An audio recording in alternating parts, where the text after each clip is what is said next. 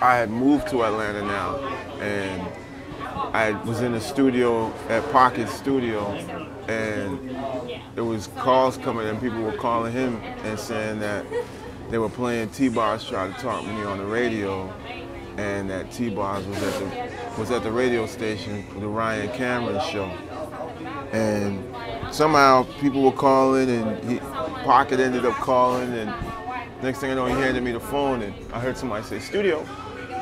And I told them I was Count Bass D, and that, you know, I heard they were looking for me, and they said, could you hold on a second? I said, no problem. So I held on, and then all I heard was Count Bass D.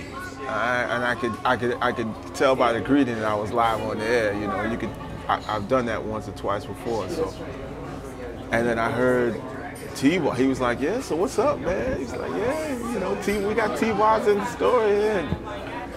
And it was funny. It was really funny because I was sitting there, you know, I'm in the middle of a song, but I'm talking on the phone about like one of the first songs I ever really recorded. And I remember saying, wow, I can't believe 17 years later, and it's all come to this, you know. And she was like saying that, yeah, you know, I heard the song, and I got the point of it. She, you know, she said, I got the message.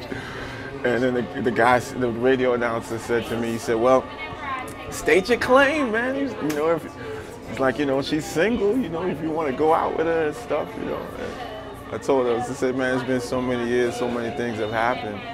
You know, it's just so much time has passed now. So, you know, it was just a song in jest based off of what happened at the time. But and she said, yeah, because, you know, I am looking for a boy.